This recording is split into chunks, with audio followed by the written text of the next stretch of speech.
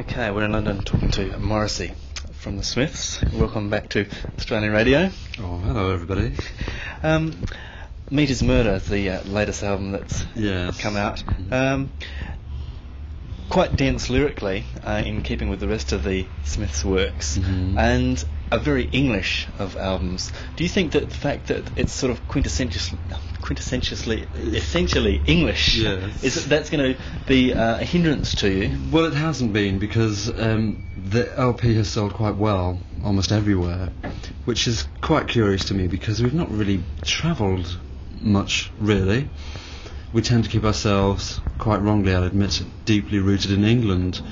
But the facts are that the LP has sold, and so I don't see that as a problem in the least, no. Right, you're not worried about that? Well, I think I'd be worried if it wasn't selling in various places. That would worry me. But it is, so I'm happy. Okay, your plans for the moment, I believe you're about to embark on... Yes, we're about to leave for Italy and Spain, and then America, which is obviously a new adventure for us. We've never been to any of those places, so it's interesting. It's very fascinating. But we have very good reports from all of those countries, so it should be good. Right. Meat is Murder is a lot harder and more direct. Why was that?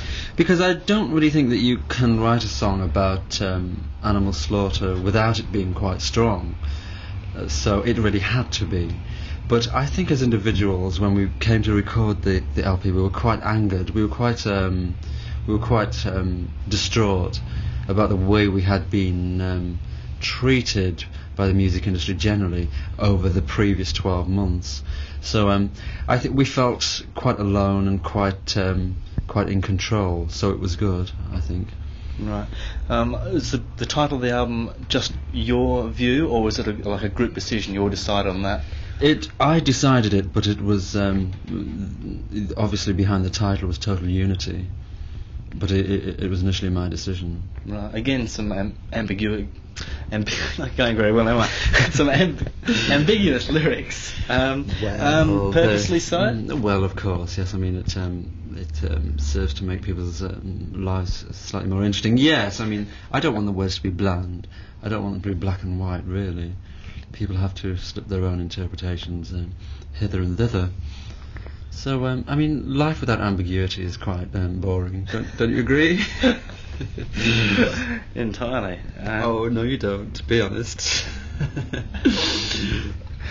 You're right from both experience and observation. Yes, which covers almost all ground, because one can observe almost anything. Sure, okay, but do you think that your writing will move towards more observation if as you grow older, as you become more embroiled in the music? I don't know. I sincerely hope not. I don't think so. I have quite a stack of issues that have yet to be that must be ploughed through. I think when the time arrives when I'm stuck and I have to really sit down and think and say, well, what on earth am I doing? I think I'd probably stop then, because I don't want it to be seen as a profession, as a cloak. It has to be real. It has to come from inside me, everything that I say. And if it doesn't, then, away I go. And everybody sighs. What with relief? Yes.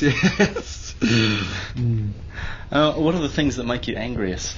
Almost everything. I mean, you name it. It annoys me terribly. I suppose I'm quite easily angered. And there's so many things, certainly within the music industry, but if you mean things outside, there's lots of political issues that irk me.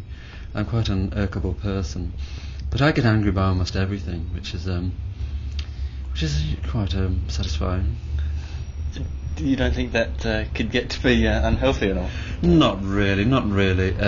I can't see how. I'm not doing so badly for somebody who's incredibly angered and quite obviously endlessly miserable. I'm doing okay. You seem to be remarkably happy. It's only a facade. Quite a few violent themes you're Yes. dealing with. Do you think that should meet violence with violence? Yes, I do. I mean, life is quite violent, let's be honest. It wasn't meant to be a dance record. The whole thing was supposed to describe life as it is lived, instead of, as with most modern records, portray life as it is not, life as we do not live it. So the record had to be, here we go again, life as it is lived. So I wanted to be very real, and I think we just about managed that. Could you give us a bit of background to the song "The Rusholme Ruffians"? Yes, it's about fairgrounds in Manchester. As a child, there were always an annual, a great annual importance. These fairgrounds, which would be erected on barren land and not out there, and very violent places where one learns a great deal about life. Very vicious places also. It seemed to be on this patch of land everybody had free rein to be as wild and be as free thinking and nauseating as possible. And it's very interesting. But obviously, I mean, this undercurrent of total violence on this patch of land where everybody gets together to have fun, generally. But on Manchester Council estates, certainly in the place Rusholme, it was the only thing that people had. It was the only distraction and the only pleasurable distraction that people had. And they turned it into a total horror. Right, and you used to frequent these places each year? Oh, you couldn't keep me away from them, yes. Well, what was the attraction? I don't know. I quite like the idea of seeing human beings living on the emotional edge and kind of their emotions brewing beyond the brim, which is quite a hard thing to say. But it was quite interesting, fascinating. Such fairs, do they still exist? What, with me? No, physically in Britain, that kind of thing. Do they still good take heavens, place? they do now, yes, but now they're not just restricted to fairgrounds, which is the big moral modern dilemma. They're much more widespread now. Right, okay. No, we're fast. Almost some elements of humour there. Yes, almost, if you dig deep enough. Dropping your trousers to the Queen. Yes. Well, she probably wouldn't find that humorous. Lots of other people would, I'm sure. Yes, I'm sure they would. Yes, must I explain this? Yeah, of course. Dropping one's trousers to the Queen. How can this be explained? A new movement afoot, I think. I don't like royalty, and I wanted to write some and make some anti-royalist statement.